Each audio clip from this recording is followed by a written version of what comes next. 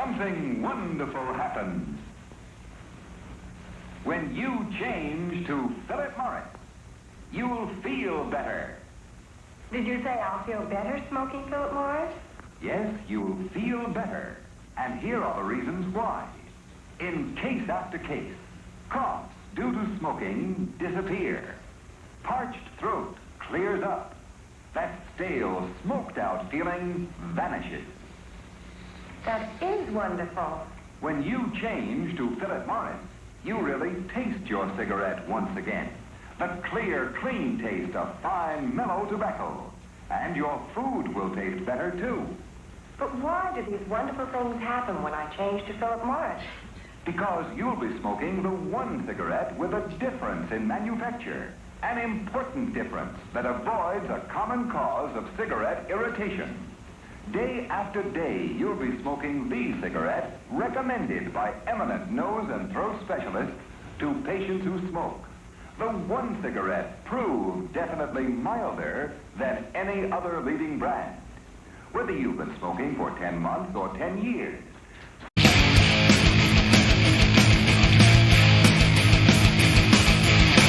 Trying to run and deal with every single back. Thought of bloody gravy running public with the back. This there now run to help the CIA. Forces in the board to help finance the KKK. And opens up and executes the fear block shell. Best of best in the Philippines will never talk about. Got a murder competition with a soft that's raw. The fuck works and the house lair. Oh, beating about it. Civilized bloodbath. Civilized bloodbath. Civilized bloodbath. Civilized bloodbath.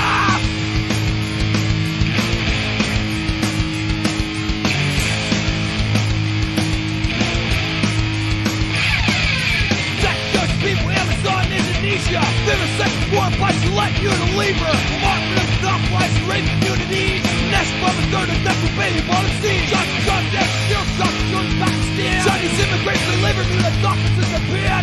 Yeah, food or any food vindicator. Worse than the distribution scam so container. Civilized bloodbath.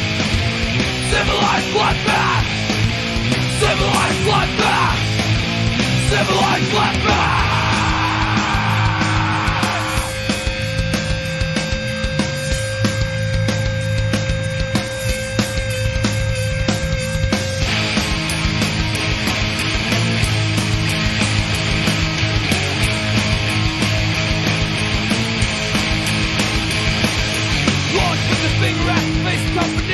Corporate machines, there's a beef you and me. My existence in society, we all share the guilt.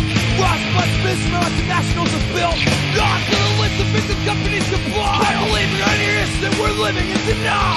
Wrong, no matter how we try. We upgrade distance with anything we buy. Civilized bloodbath. Civilized bloodbath.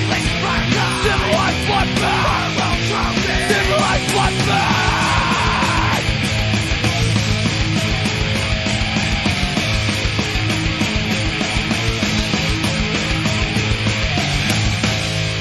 Self-righteousness of judgment is something that no human being has luxury to pass. Every single one of us survive at the expense of other living things.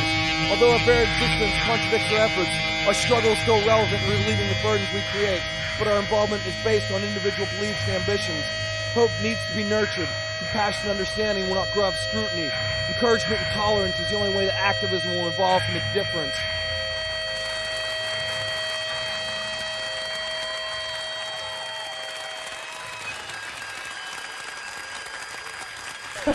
Thank you.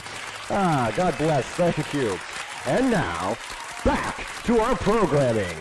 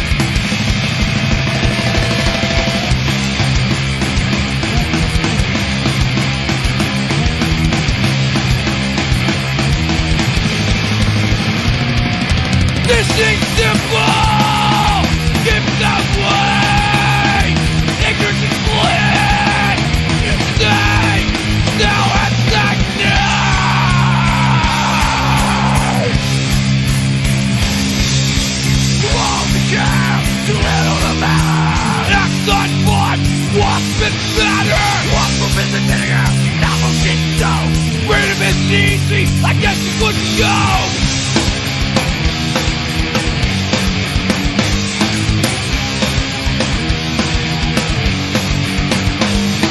Gave it to the pressure, someone raise your hand. Just remain back in the same place stand. Ignore your feelings, stay immune.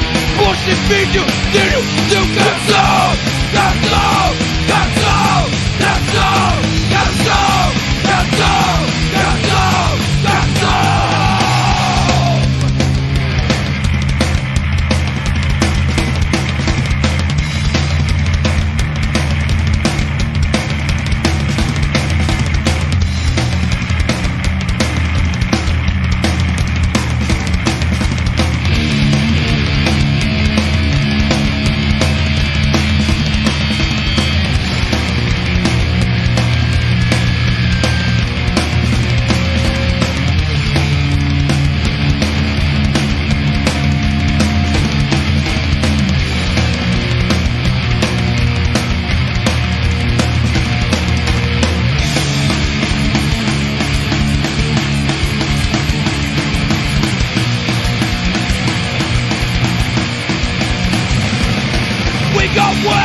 Keeping you in line, keeping you numb, dumb and weak.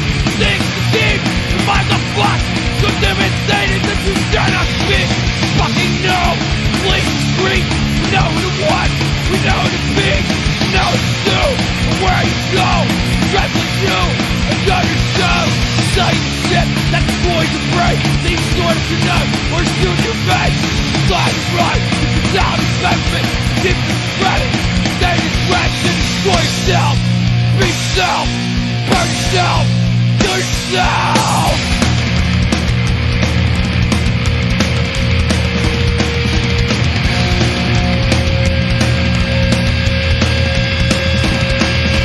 One of McDonald's on every street.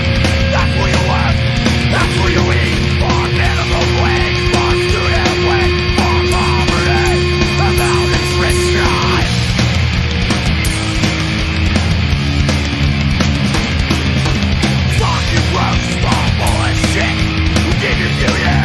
Keep all retarded and it's simply the way. Gotta be, get used to it, get used to it. You gotta take on shit.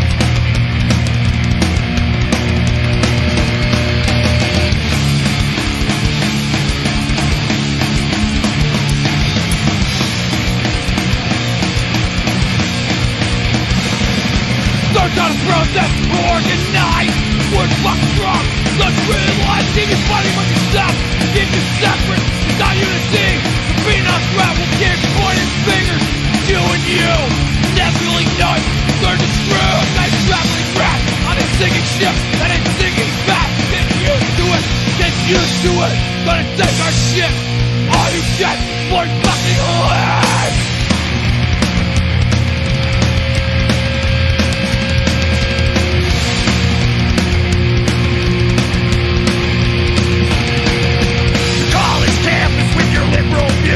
And agitation, you're headed to news.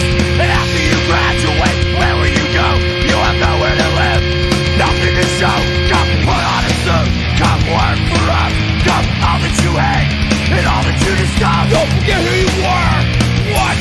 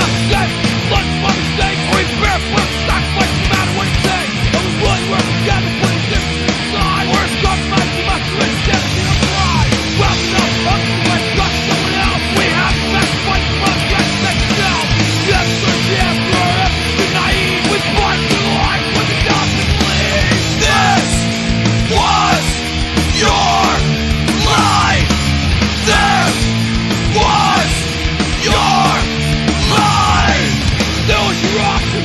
Back to you, the life the only thing to make. Being confused, can't find everything. Father dry, you can learn from the box. Refuse to deny. And also right, you actually mean it. God feels like surface when it's police convenient. Society's crap, when you try to cope. And if you get yourself, you lose more than just hope. Next time you're down, underneath, remember, blind and impressed. As an impressor, things you to live under that oppression. Already cost you, after possession.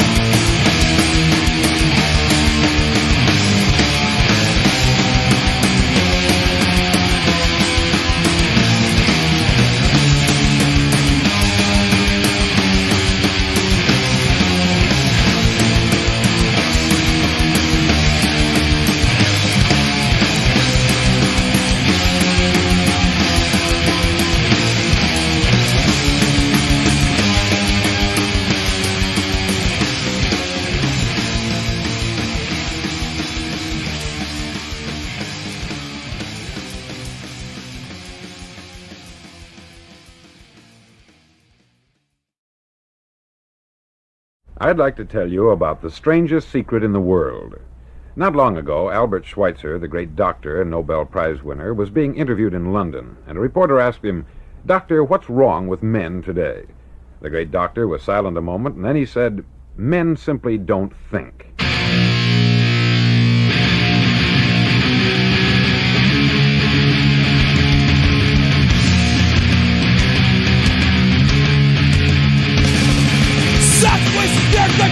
Purity, exploit that, split out, very good. It's gory, force pop, bad verse, street different, dead bird. Race men, services, net questions, and war. This is your hand, lots of work, family traits. Learning out, any clubs, meeting, stands, make create. Brain investment, brain fix, literally suggest. Think condition men, women, your step, sex. Strive to keep the model image, media up to check. Down hours, man, look, settings up to back. Need source, short, beauty, dangering hell. We're living life behind the mask, getting the next step. Women drop with way to act. Men are driving another. Millions of tolerating sound from each other. Understand your dash, soft rock it is. Big dream, ignorance, unintended prejudice.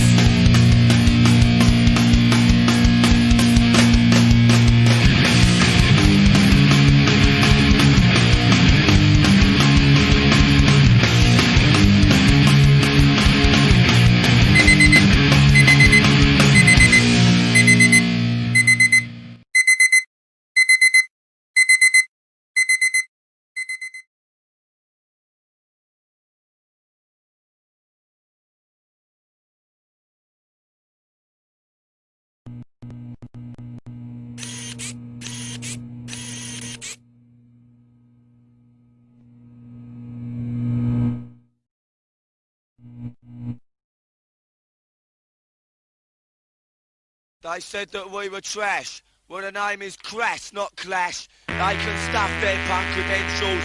It's them that take the cash. They won't change nothing their festival talk. RAR badges and their protest wall. Found the right men standing in a park. Objected to racism, the can in the dark.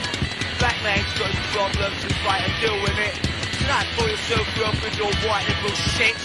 If you can't take a close look at the way things really stand, look to the long just niggas to the rulers of this land. A typical Crass gig would be a big hall with banners everywhere, very dark, a lot of people milling around, drunk punks collapsed at the back, a few skinheads trying to cause trouble, a real air of atmosphere of tension.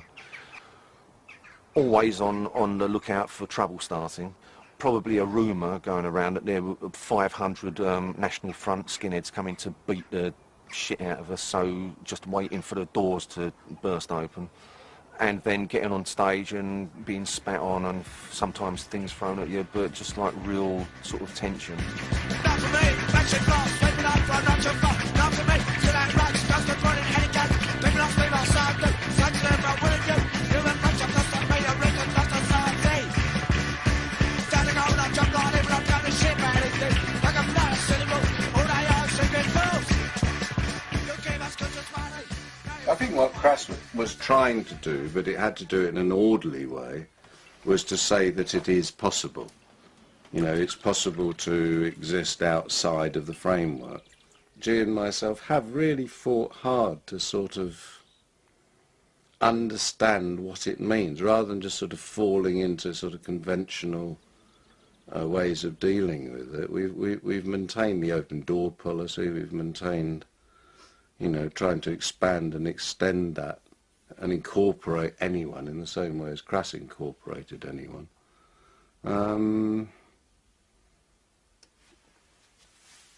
Against a society which actually has been increasingly closing its doors. You know, I think that, you know, from the 70s, which was really our sort of era in a way, you know, the sort of liberationist era, you know, the fights got harder and harder and harder.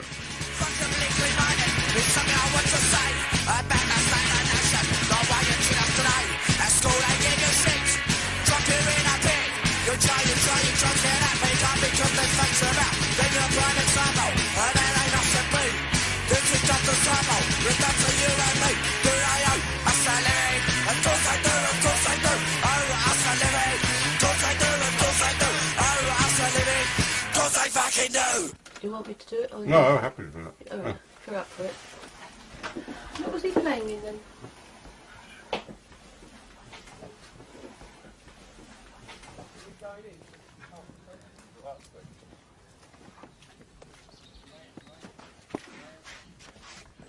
You coming in?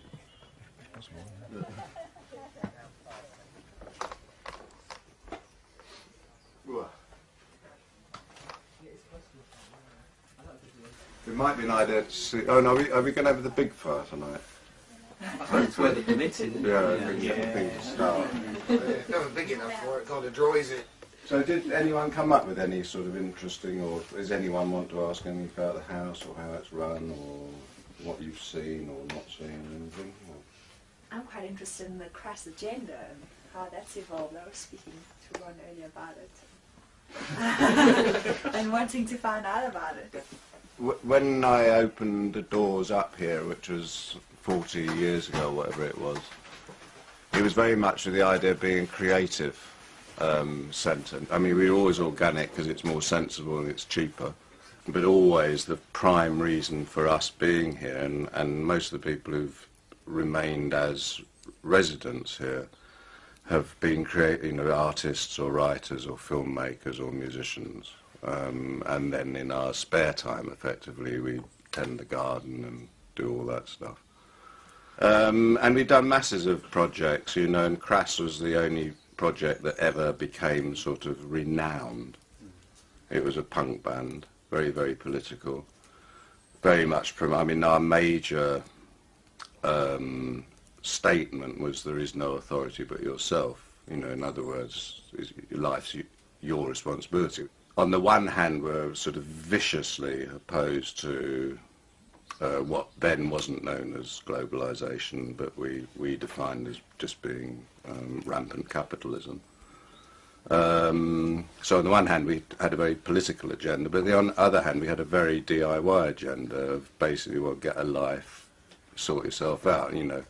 On the one hand, to oppose the material world on every front, and at the same time, you know, offer practical ways of doing it. So on the one hand, we'd be sort of, you know, giving out handouts on how to make petrol bombs or something like that, you know, and at the same time, how to make your own bread. They ask me why I'm angry, why I'm bad. They tell me I've got to stay never red. They tell me go to church and see the light. Cause the good Lord always right. So what? So what?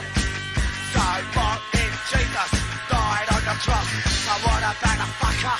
I don't give a toss. So what if the master walked on the water? Don't see it, try to stop the slaughter. Say I wouldn't have to live for bins if I would go and look and confess my sins.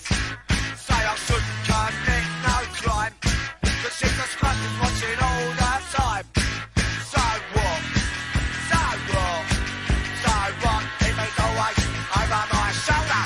Realise the truth as I get older. Then to see what a con it is, because it's my life, my now is. But I say they're gonna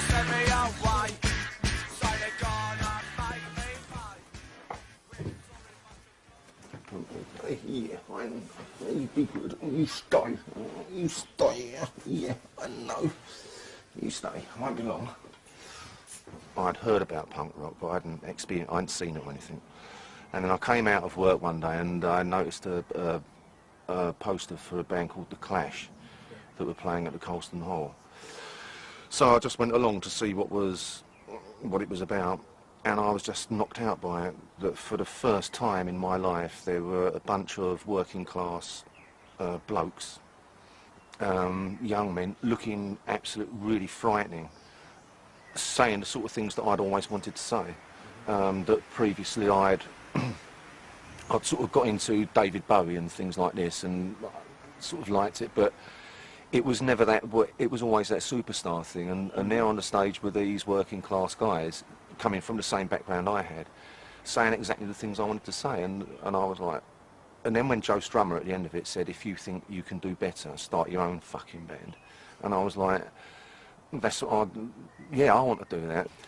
So I went to visit Penny Rambo at Dale House. He was living there on his own at the time, and he said, what are you doing? And I said, I'm going to start a band. And he said, I'll play drums for you if you like. So then I said, well, what about other members? And he said, no, let's just have drums and vocals. And that's how it started. I was writing a lot, and then one day Steve turned up.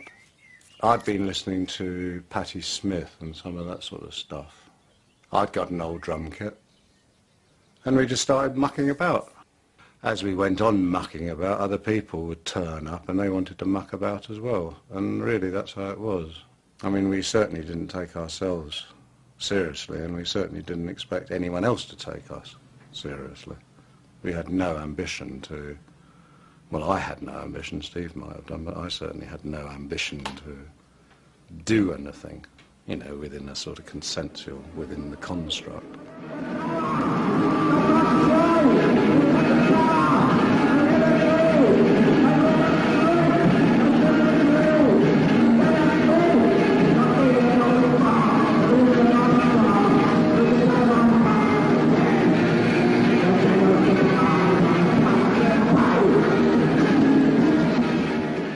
What exactly did you want to say? Fuck off, you bastards. I hate you. I want more money. Why do I have to work? Stop telling me what to do. All coppers are bastards. You know, what does a young man want to say when he's angry? And it's... but then, speaking with Penny Rambo, it was a bit more, well, perhaps have a, you know, just really think about what you want or what you don't like, and then be a bit more political about it, or, you know, personal political, so, and a bit more poetic, and yeah. And then owe us a living. Of course they fucking do, so, yeah. And I still want to say those things anyway. So, oh, so you didn't change really? No, but the trouble is now I don't know how to say it, you know, and there's me at 48 years old, still going, fuck off, I hate you. But it's not quite the same when you've got a boy. I am a product. I am a symbol. I'm endless. I'm lost. Free lost. I'm lost. Games. Well, I've lost the match. Don't sing my shop. Cause I'm in my in the sunshine. Taking the inch off by the now. This is the day I'm body. My child, I'm not stuck. If I'm wrong, I'm the arm that I'm body. I'm a snack on everyone's news. I'm the left that I'm body. Want to touch. Right. I am a sample. I am a psycho. My youngster. Chinchilla. I love. I love ideas. Well, I'm enough on a body. Live far away.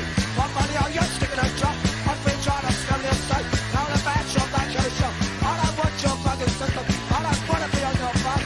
Get your job. To resist them. I will not be on shop.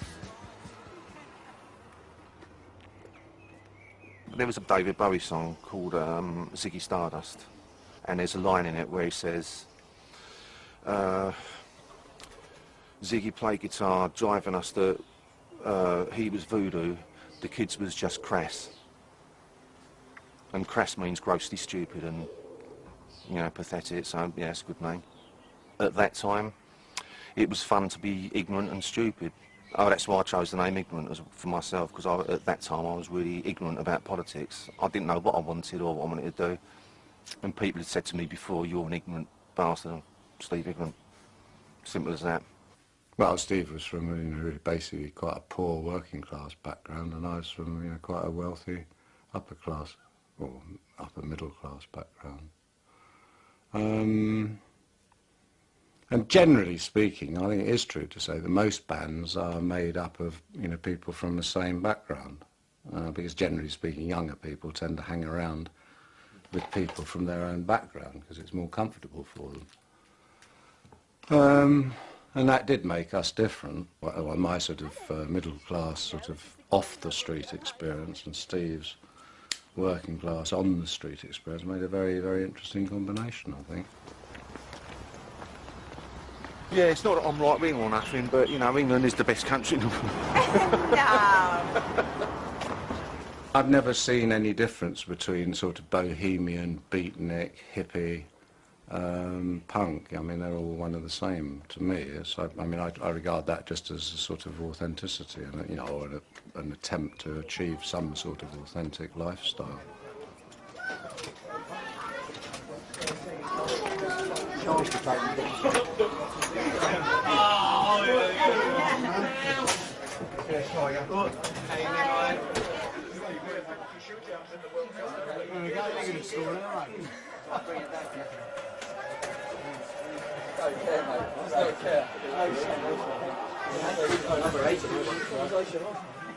Just one. Despicable, no good lads that'll go over nuts. Thank you. Come on, earn your money. Fucking saucer! What a wanger! Fucking idiot!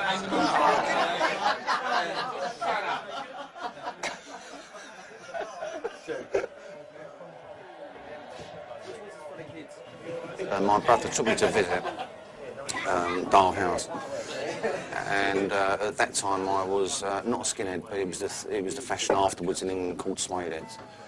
And I went there and I couldn't understand what the hell was going on. These people had stones in their living room as ornaments, fucking stones in your house. They should be in the garden, using words that I'd never heard of before. But what I really liked about Penny Rambo and Gee was that for the first time in my life, if they asked me a question, or if I said something, they'd answer it and treat me as an equal. And it's the first time I'd ever had that, so I kept going back to visit. So when me and Penn were starting Crass,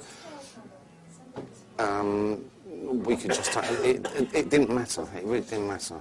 Because I just used to live with my parents in Dagenham, and whatever I said, because I was into poetry and all this sort of stuff, and I discovered a bloke called, I'd read a book by a guy called Oscar Wilde, called The Picture of Dorian Gray. I really got into poetry and started writing my own poetry and, sort of writing songs because I wanted to be David Bowie.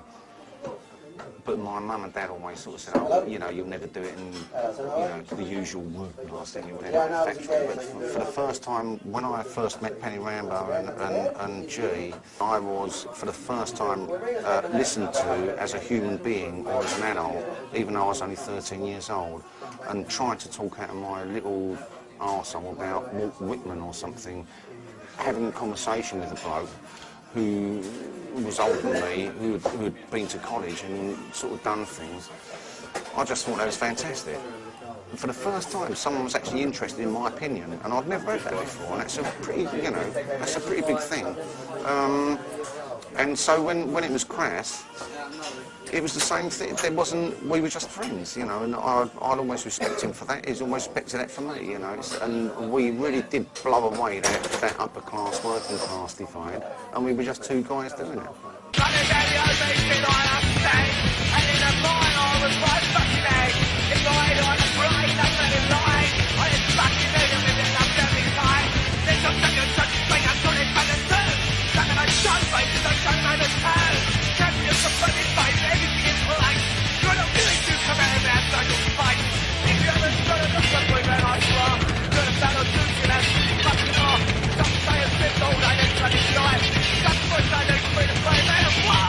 We all lived in the same house. You couldn't have You couldn't have Crass without what was happening in our personal lives. It was all so interwoven, you can't separate them. So it never stopped. It wasn't like we went to the rehearsal studio and then played Crass.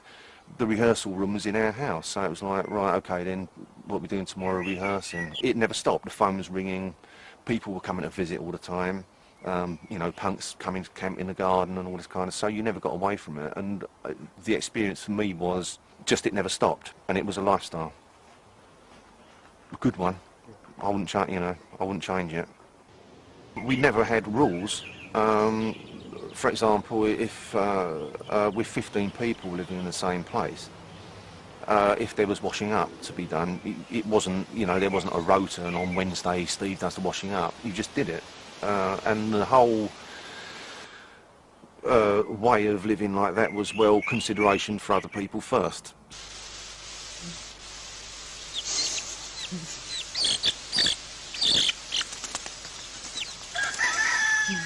Is it well and truly stuck? Is it well and Has it truly gone? stuck? No, it's still up there. No, it's come back. It's getting... Nick's taking some film. What? Quick, get in it. Quick. Oh, don't pretend. Just I was getting like so fucking swamped with those fires. Yeah. You want some help with them? Eh? Want some help? No, it's not what we do, yeah. How high is it? Right at the top, but I think it's only held by about 2 branches. As usual. Right. You don't look good. What's wrong? Just a few. Yeah, you were.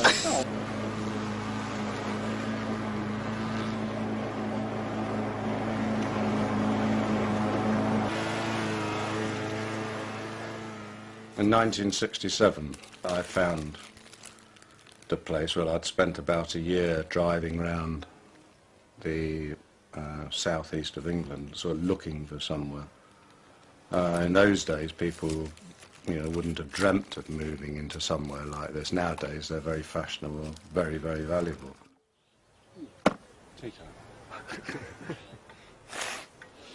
I saw a film, where it's the end of The Sixth Happiness, was a movie about Chinese inns.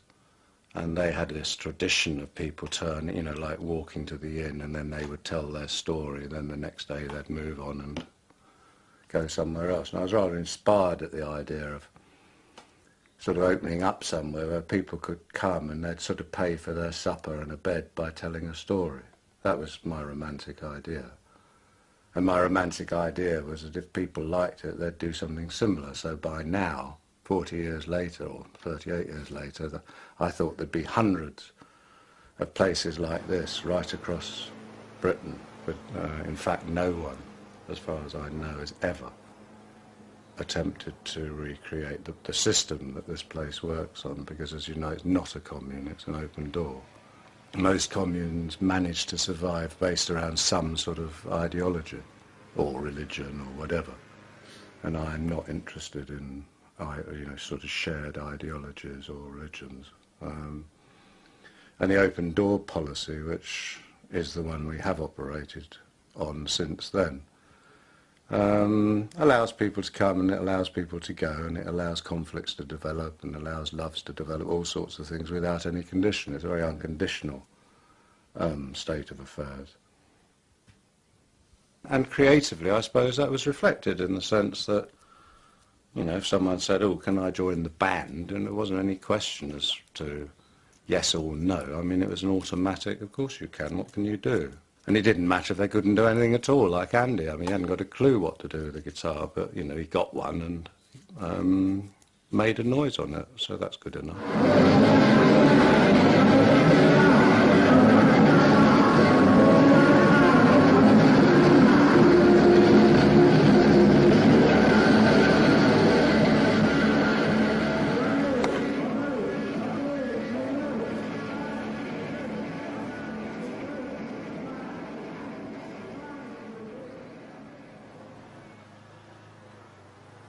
We kind of got very excited about, you know, the punk scene when the first wave of it seemed really exciting. At last, you know, there was a youth culture growing that was saying, well, just fuck off, you know, and all the rest of it. Well, we felt it was, but then it started to sort of sour for us, because I suppose the idea of no future was sort of not in our realm. I suppose, you know, we were accused of being old hippies. Well, fine, you know, the old hippies had a dream and we still dream it, you know, and still aim for that, you know, and which is about coming together. And, you know, that's difficult in itself. So I suppose we took up that area of music and expression because none of us were musicians particularly, and the whole ethos was just get up and do it, just express it.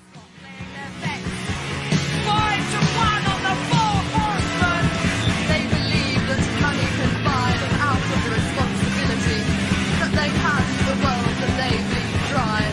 They are the true pornographers, the real stylists in human perversion, rich, educated, tasks, doubly by.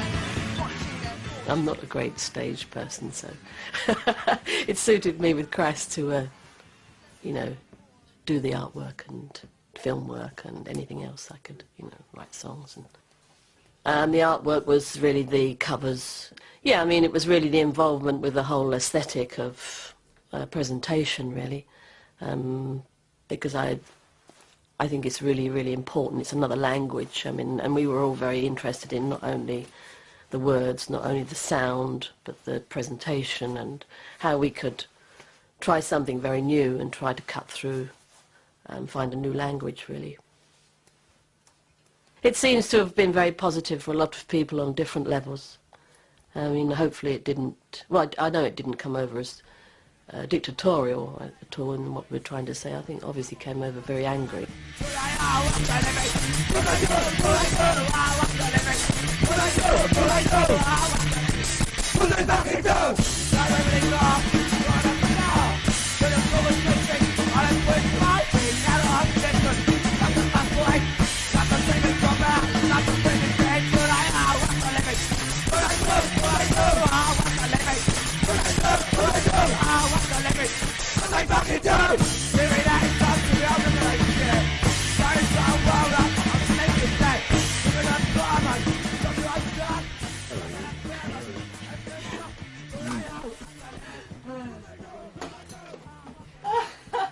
Good Lord!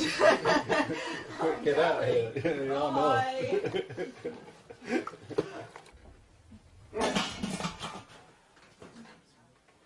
I should go for this.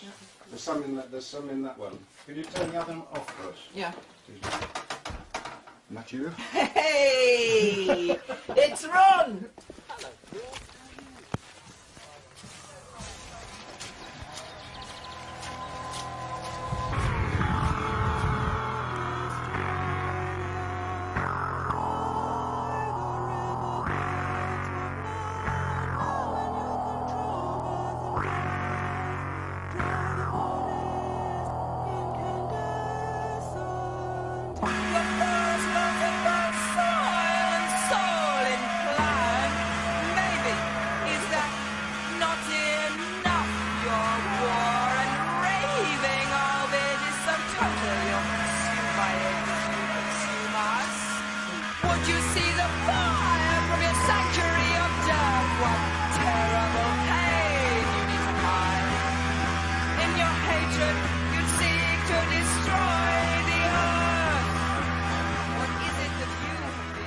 It will fulfil a lot of the needs we feel for a standard family that would live there. It won't do everything, okay, but as a start, as a way of reducing the impact on needing supermarkets, we thought that was one way we could start. What now? Now you will destroy the earth.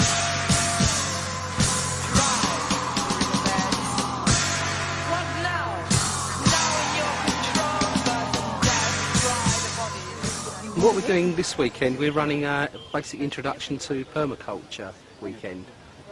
It's looking at just different ways, sustainable living really. It's looking at ways we can grow our food sustainably, build sustainably, build sustainable housing, forestry management, water management, all kinds of aspects of human life really that we can actually in more sustainable ways than we are currently in our culture at the moment. To absorb it and seal it, so that you don't get smells, you know. Lifting the Will it, is it supported by anything then? Will it, I mean, that looks a bit precarious, like you could fall. Yeah, I mean, well, you'll get used to it. Yeah. No, I mean, it's all going to be boxed in, and there's going to be a structure. There'll be a surrounding structure. Yeah, that was just, that's just a demonstration, honest. Yeah, yeah. Hey, you know what I thought? Up there there's the, there's 2 desks which actually are still as desks. Oh, right. Yeah. Well, we could use one of them because they're double lidded. Look, and that fits. Yeah. As a sort of, so to use the bog, you lift that up. Yeah, yeah, that would. And the other totally one enclose. could enclose the grass or whatever, and it would look neat. It would. It's ready made with hinges. We need to, yeah. Mm. So we've got to have that space, haven't we? Yeah. Well, there was this idea of going and get another spade. Mine! A bit zapperish. No, it's lovely, lad. Yeah. I think we should. You can actually see it go down. Shall I drop one? No!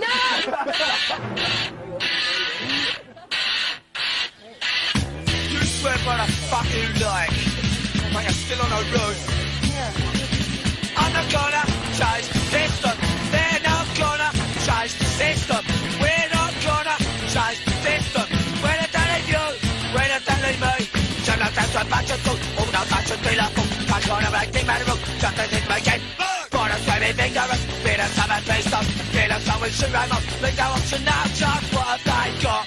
Fuck all now. What have they got? Swimming through. Where do you get it? Follow the rules.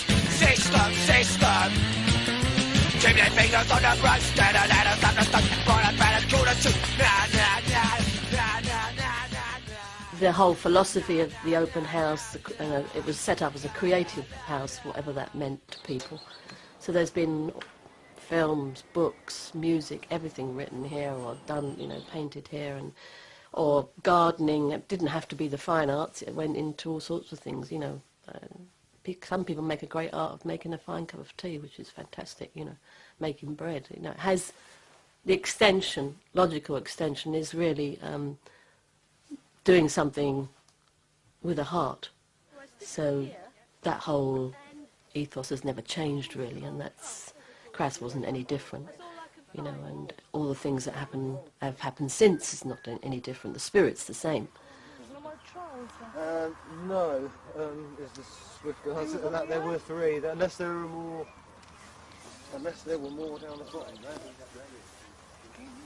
One of the greatest battles I've ever fought is just to remain in this place, which is rightfully mine. Because commodity culture wanted it because it was worth a lot of money. Doesn't matter whether it's sort of, the burial ground and the creation ground of soul, they want it.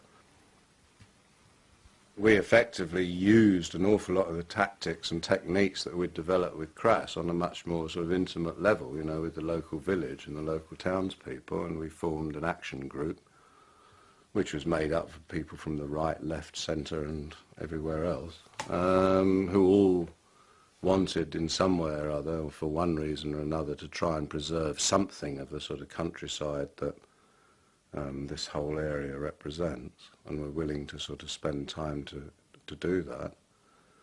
And we first of all beat off BT, as a massive corporation, which was a huge success, and they wanted to turn this just into one huge sort of luxury housing estate for the wealthy, with sort of big hotels and golf courses and shit knows what else. We did buy it on borrowed money from friends, and we still owe half of what we bought the house for, which was 160,000, which is very, very cheap, of course, but and it was very, very cheap because we were in it. I mean, it's not worth an awful lot to people, and people knew they couldn't get us out because we'd already won that case in the courts. I mean, what I want to do, what I hope I'm able to do, is to finish paying off the house and then put it into trust, because that way, maybe in 50 years, there'll still be people like us sitting around talking about nice things.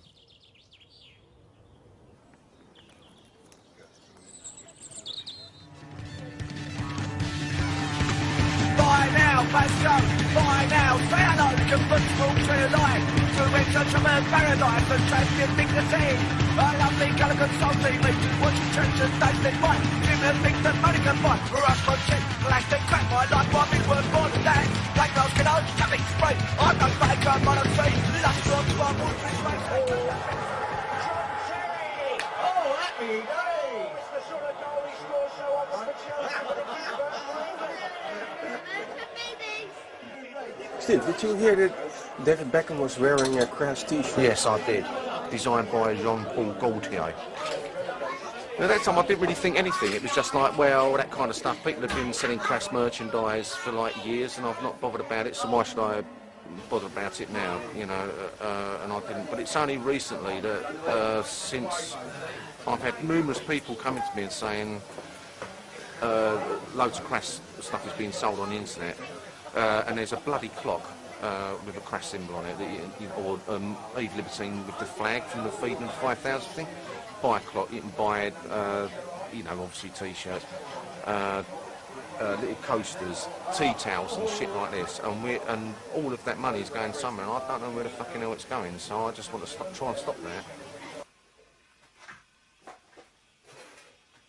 It seemed very ironic that, you know, probably one of the wealthiest non-landed gentry, or well, certainly he must be one of the wealthiest people in this country, was wearing a Crass t-shirt. And then I just forgot about it. I mean, I did sort of think of following it up by maybe doing a t-shirt with him on it, wearing a Crass t-shirt. And I just thought it'd be ironic to produce a t-shirt of him wearing a Crass t-shirt with something like, you know, David supports Crass. And see, you know, how long it would be before their lawyers tried it on with us. At the moment we're being ripped off, and we're not getting paid for it. Well, what we could do is still get ripped off but be paid for it. You know, this is the year 2006 now, it's not 1981 or whatever. The world has changed and it's... And what do you mean by that? That it's not... In the late 70s and the early 80s, it was possible to live on a dole, and it was possible to not have a job, or you could live without money. Now you can't. It's really fucking difficult. You've got to have money. You've got to... Not you've got to have money. I sound like a fucking capitalist, you know, just not about money all the time. And it's not that. It's just the world is different now, and you have to move with it. And I just am so frustrated with the thought that some fucking big company, you know, don't even know who Crass were, but it's the product sells well, so they're fucking selling it and getting the money for it, and we're not getting nothing. Fuck it. Oh, look, that's got to stop. That's just crap.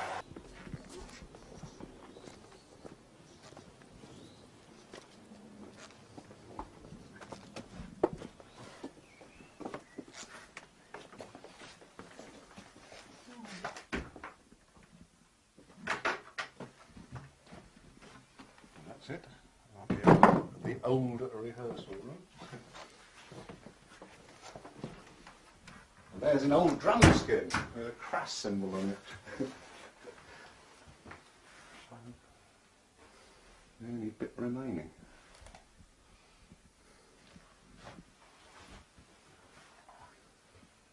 It's been lots of things since then. It used to be completely lined with carpet, and then we had carpet and strips right across the ceiling so that it, you know, soundproofed it a bit, because it was pretty bloody noisy in there, as you can imagine. There was 5 of us playing. But, yeah.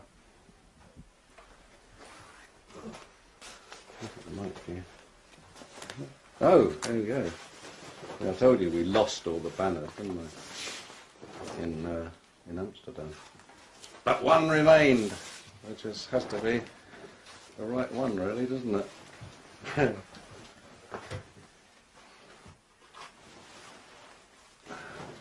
you go. I should be doing There Is No Force But Yourself, all right? Yeah. The one remainder. Now, an old Remo head. Whoa!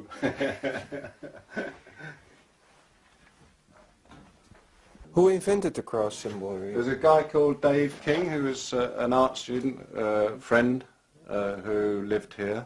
It was a frontispiece for the book I was writing, because the book was about the state, the church, and the family, and I wanted something which, you know, was a sort of like the sort of fascism of that control, and that was the symbol, which I think was a very brilliant piece of design. Serpent eating its own tail, basically, destroying itself.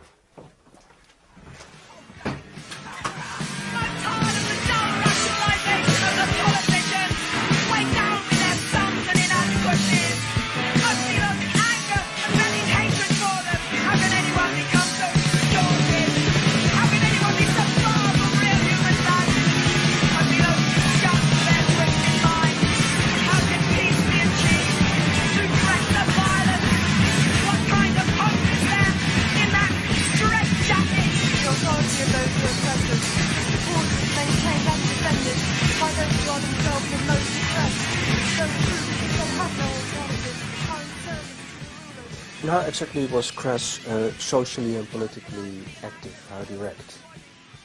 Well, obviously, as an information service, we were very powerful. I mean, it was pre-internet, pre-computers, really. You know, so we didn't have that sort of outlet. But I mean, the network we had was absolutely massive.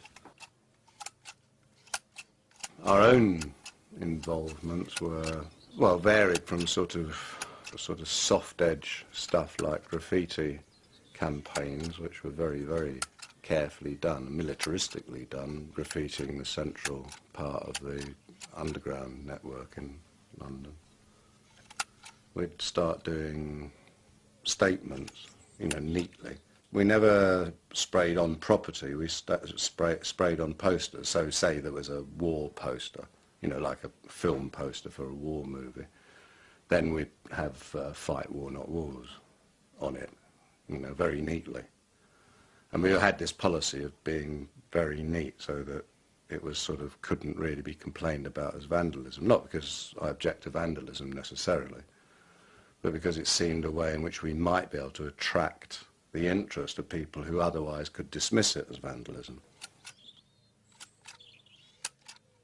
So it varied from that to sort of more, you know, direct actions of sort of super gluing or paint bombing, that sort of stuff. I mean, we never got into any sort of arson. Stop the City events of the early 80s, I suppose, were the most extreme manifestation of that, in the sense that they were a sort of mixture of part festival, part riot.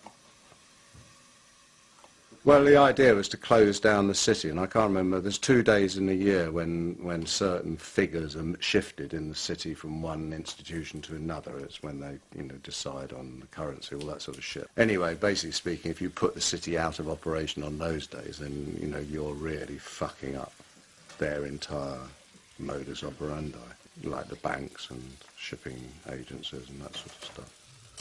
You know, from sort of smoke bombs in the underground, which completely has to stop the undergrounds, to, you know, banks were having their windows smashed in, streets were blocked, phones were blocked. I mean, the place became inoperable for a day.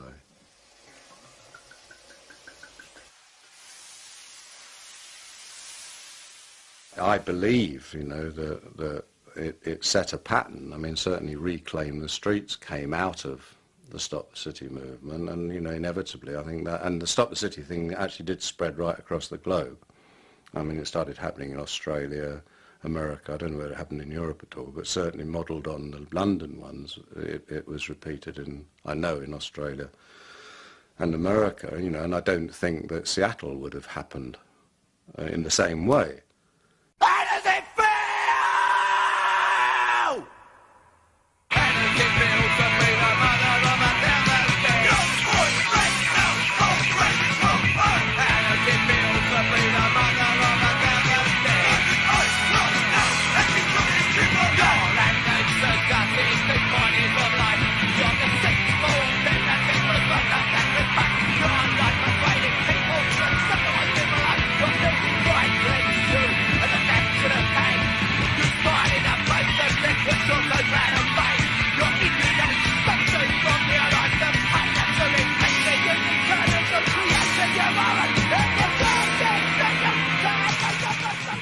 We released a record called How Does It Feel to Be the Mother of 1,000 Dead?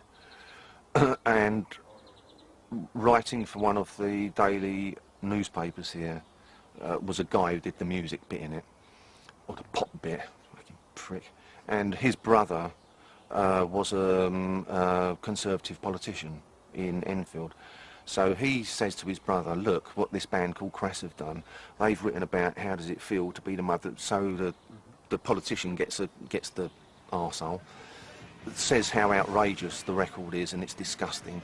Then we found, of course, then there was a circular, a memo passed around the House of Parliament in the Tory party saying on no account must any member of the Conservative Party have anything whatsoever to do with a band known as the name of Crass. The opposition Labour government heard about it. We then started receiving letters of support from the Labour MPs, and then a Labour MP actually mentioned it in the House of Commons at Prime Minister's question time. Has the Prime Minister listened to the latest record? How does it feel to be the mother of 1,000 dead? Thatcher needed something to boost her public face. She was failing miserably on her agenda, on her internal agenda, and needed something to boost her popularity. I mean, it was very jingoistic, and she did do. How the fucking hell did, Bush manage to, gain credibility through going into Iraq? Well, he has done, despite the fact that it, and how has Blair remained in power after supporting the invasion of Iraq? But they do because people are essentially jingoistic. Look at a football match. You'll see one tonight and see how jingoistic. I mean, it doesn't matter whether it's guns or footballs, When the men are out, they're out, aren't they? It's very difficult, for a country in a state of war to actually dare to say, I object, because, we were accused of being traitors, both in the national media and by people down in pubs and that sort of shit.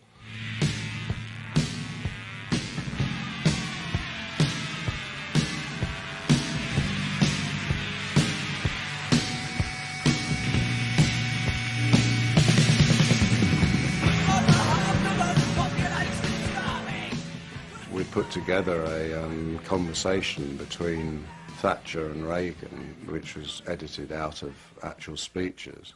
And the basis of the conversation was basically Reagan questioning Thatcher about the sinking of the Belgrano. We had classified information from the Falklands. We knew a sailor who used to be a skinhead, and he was heading out to the Falklands. And then he contacted us somehow or other as he was returning and just spewed out all this information about the sinking of the Belgrano and the sinking of the Sheffield. The sinking of the Sheffield was something that still hasn't really come to light. I think it was 4 ships. It was one of the big flagships that actually Prince Andrew or Prince Edward, but one of the royal sons was on board. So obviously they had to ensure that that wasn't going to get whacked. The naval response was to order that 3 of the 4 ships should send up flak, which is silver foil, which diverts missiles. Yeah. And the other one wasn't informed, the Sheffield. So it guaranteed that when the missiles arrived, they would go for the one which wasn't protected by a foil shield, which it did. So the Sheffield was sunk. And the men knew that, and there was almost a mutiny, which is why the boats took so long coming back, because they had to sort that out. We are experiencing within the wing and Secretary Hayes is all to Kenya was to say that close to him. It's the news now pounded. Let's quickly go. Oh God, it's not like you was, but here's the with the those are the missiles that we follow on the screens. Go ahead to have to. Have a good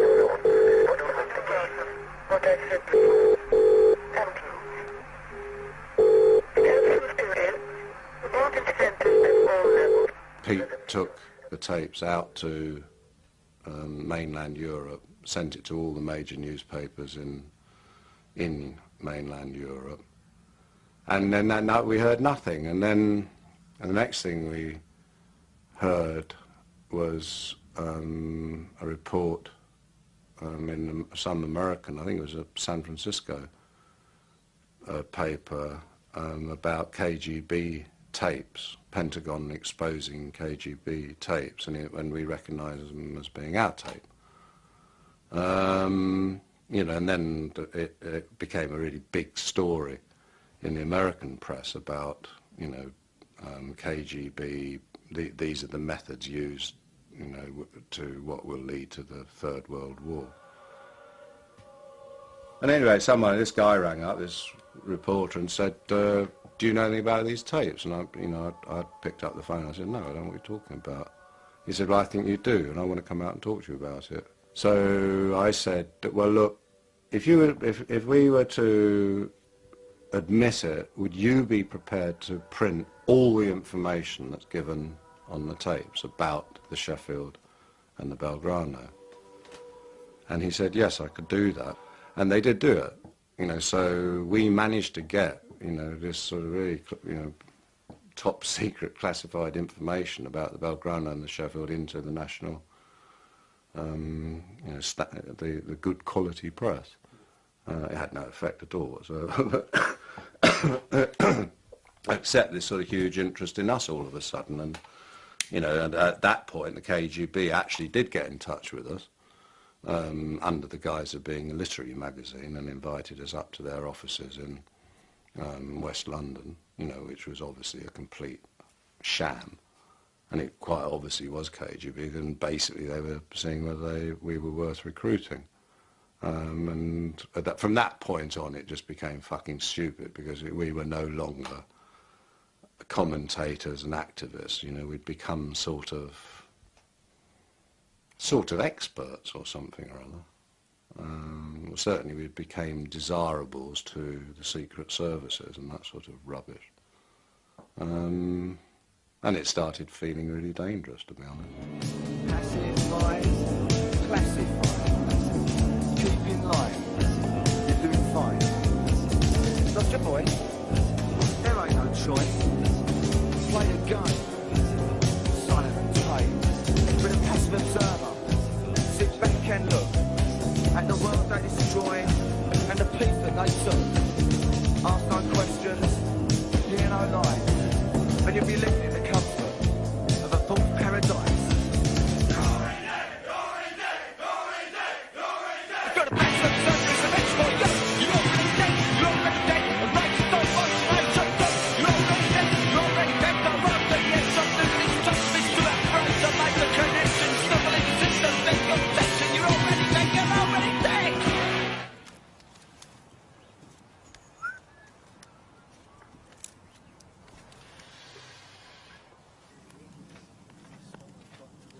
There are flames anyway, so it's looking better. Why do you think Crass was successful at the time? Because we meant what we were saying, you know, we lived that truth. You know, we lived what we were talking about, and it was self-evident that we did. You know, people could come here, and they were welcome to come here, as they always have been, and they could see that we were living, you know, we didn't make anything. Well, I mean, we had lots of money at lots of the time, but that all went into other projects. Yeah, that makes me laugh. I've seen people do that. The fact that Crass earned money made no difference at all to this place. We still had no money, and we still have no money, because any money we do have just goes straight into some sort of creative or social project. We financed an anarchist centre in London. That's the most obvious thing we did, but and probably one of the most costly things we did. But we never, every gig that we did, any money that we made went to some local organisation, you know, rape crisis centre, or maybe some kid wanted to make a fanzine, or some band needed a speaker, or the youth club needed a table or a ping pong table or something. But we never ever we took what we needed, which was enough to pay the petrol, have some food. We never stayed in hotels or anything like that. We just asked people whether they got somewhere we could stay. And we always used to come back devastatingly broke, although a lot of money had been made. Jimmy Percy from Sham 69 was working with Polydor, and it was a thing he was going to do called Percy's Package. So we'd already decided, fuck you, we're doing all right on our own, yeah, Crass Records, we're doing fine, thanks.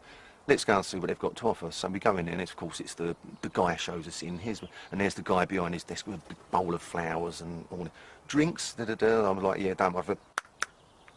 And this drink arrives from this guy, I'm like, ooh. And he goes, now, I can market your revolution. I can get you into property. You'll have so much money. And I was like, oh, sounds fantastic. Nah, fuck it. So, what did you say to him? Thanks, but no thanks. We were polite.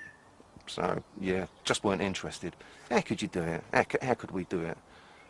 And to this day, do you know what I mean? I still can't do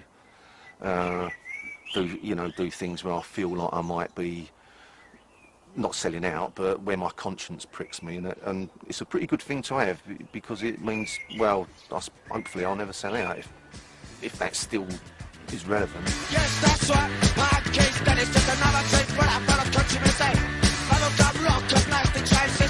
Your boss edition, but I'm bitch on the mouths. Very as prime out the clash. I'm a revolutionist, just some cash. I'm becoming fashion like hippie used to be. I can't be a doing what me. Limits us to do distance kill. Limits us best of my next will. I become a miracle and you're no lost. Then it's sold out, now we all got a job. When I'm touching like pop, stage jokes, start doing real work. It's revolution and a give chase. Stuck from the system and give me snow. Well, I'm tired of staring through shit like glass.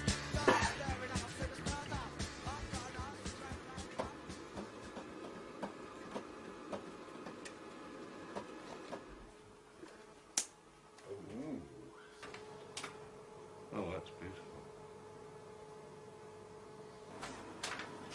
Oi. Ignorant and G. Yeah. God. Romantic, even. Oh, the master's still up. Mm. That's Joy. Ron? Me? And Nima.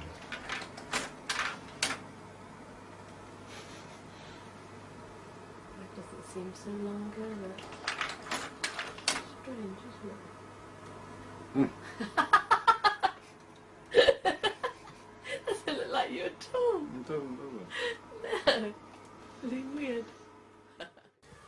How did Crass end?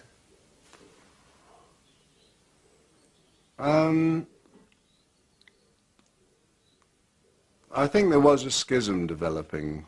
Well, I don't think, I know there was.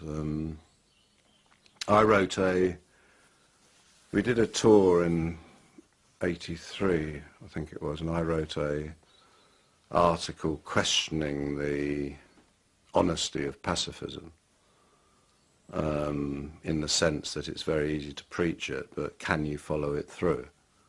But anyway, that was, it was becoming obvious by then that, there was a very distinct separation going on. And it wasn't just sort of the pacifist activist thing, it was the security, not security thing, or the sort of spiritual materialist thing, all sorts of different things, there were schisms appearing. And so there's that. I mean, that's a simple thing, but it's quite an important thing, because some of the people were obviously sort of, well, they were sort of looking at it as a livelihood. Well, I don't get that. I don't understand livelihood. I understand life, but I don't understand livelihood. I think it's a sort of absurdity. We're not prostitutes. I'm not a prostitute. I was actually quite ill, physically ill. I kind of wore myself out, because for me it was continual. The band kind of rehearsed and did the gigs, and you know, I would be there doing the films, you know, and operating a lot of the stuff. But when I got back, I would have to start a new cover. So it was quite an intense kind of 8-9 years. You know, when we stopped, we knew we were going to stop then anyway. We'd always said 1984. So when Andy left, I think 83 or beginning of 84, we knew that was a natural ending anyway. So there was no way we would replace him. I just wanted to get back to what he really wanted to do, was painting and stuff. And I think he was worn. I think everybody was worn out, quite honestly. You know, and also, you know, the whole way we'd been put on a pedestal, you know, and the way people were waiting for Crass to, what should we do next, you know, and that wasn't what we were there for. You know, it was to empower people, not to empower people to say, well, what do we do now? You know, where do we go next? You know, that wasn't our role. You know, we were just trying to share maybe an insight that we felt we had and experiences that we'd had. In the very beginning, 1984 was the cut-off time anyway. If we couldn't say what we wanted to say in that time, then there was no point in going on. So, then it would be an institution. Yeah, exactly, and that's what it was becoming, and we weren't interested in it. You know, 7 years away from your own being is a long time, and we all were. Is that what it felt like? Yeah, yeah. I mean, we were living we were living we were living a theatre, you know, for day and night. You know, I remember once making love with Eve and thinking, oh, I'm making love to Eve Libertine. I'm not making love to Bron Jones, who's my girlfriend. You know, I'm making love to a sort of idea. You know, that sort of thing, and you sort of realise that actually, in 7 years you can become quite an idea of yourself, and not yourself, because you've forgotten who yourself was. Because every day, every fucking moment, you know, it's either in the studio, writing a song, doing an interview, being this, being that. You know, you didn't have time to know who you were, and that's why it was so painful for us when the band stopped, because suddenly, you know, you'd be sitting at breakfast and there'd be someone sitting the other, and you'd think, well, who the fuck are you? Because we hadn't got the common connection anymore. I am alone. I don't know about you. And I am the moment. And I am the grace. And this is my time. And this is my place. I won't accept no sorry apology. No pale reflection of possibility. There is no force but my own.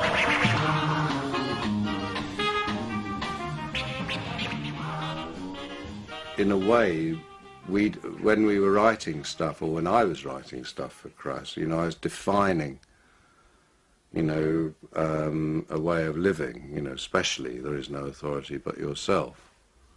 You know, which basically, I suppose because Gee and myself have stayed here, we've had to try and live up to that. You know, all the time we're being, like you've come here because of that. You know, basically to see if we were doing it. You know, well, that's true, isn't it, in a way? You know, to what extent did that dream work? And I mean, that's a question we both ask ourselves all the time. You know, to what extent does the dream work? You know, how could we make it work better?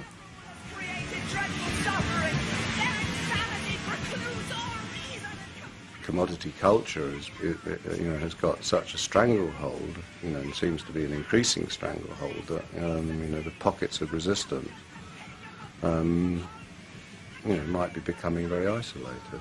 Where are the angry young men and women of today that are actually saying, apart from little band, you might see a punk rock band in a pub somewhere, but where are these people in the establishment, or in the established, you know, pop world or the music industry, who are saying, this is fucking wrong, fuck you, stand up and, you know, what happened to that voice? It's all sort of gone.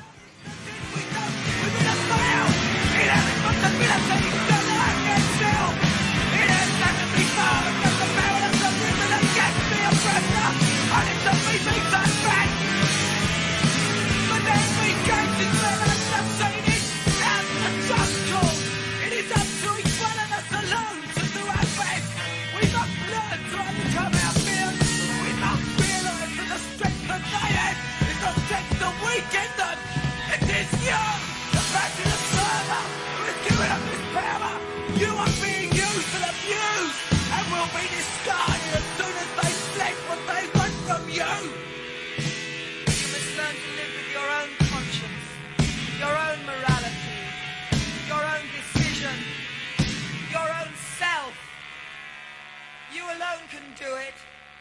There is no authority but yourself.